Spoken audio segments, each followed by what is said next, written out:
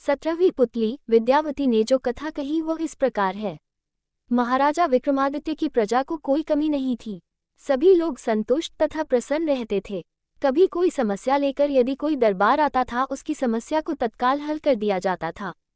प्रजा को किसी प्रकार का कष्ट देने वाले अधिकारी को दंडित किया जाता था।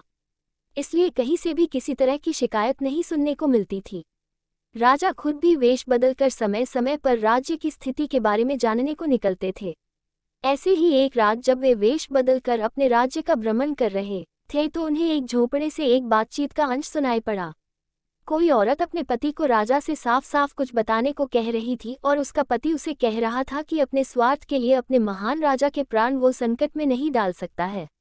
विक्रम समझ गए कि उनकी समस्या से उनका कुछ संबंध है। उनसे रहा नहीं गया। अपनी प्रजा की हर समस्या को हल करना वे अपना कर्तव्य समझते थे। उन्होंने द्वार खटखटाया तो एक ब्राह्मण दंपति ने दरवाजा खोला।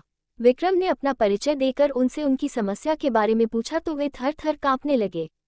जब उन्होंने निर्भय होकर उन्हें सब कुछ स्पष्ट बताने को कहा तो ब्राह्मण ने उन्हें सारी बात बता दी।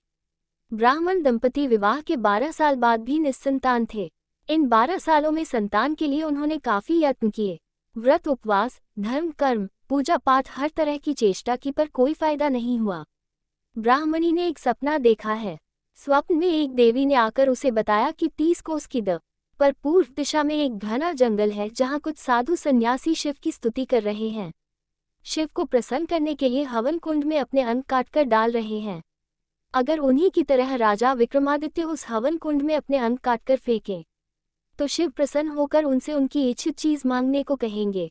वे शिव से ब्राह्मण दंपति के लिए संतान की मांग कर सकते हैं और उन्हें संतान प्राप्ति हो जाएगी। विक्रम ने ये सुनकर उन्हें आश्वासन दिया कि वे ये कार्य अवश्य करेंगे। रास्ते में उन्होंने बेतालों को स्मरण कर बुलाया तथा उस हवन स्थल तक पहुंचा देने को कहा। उस स्थान पर सचमुच साधु सन्यासी हवन कर रहे थे तथा अपने अंगों को काटकर अग्निकुंड में फेंक रहे थे।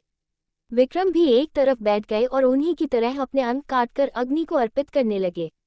जब विक्रम सहित वे सारे जलकर राख हो गए तो एक शिवगण वहां पहुंचा तथा उसने सारे तपस्वियों को अमृत डालकर जिंदा कर दिया, मगर भूल से विक्रम को छोड़ दिया।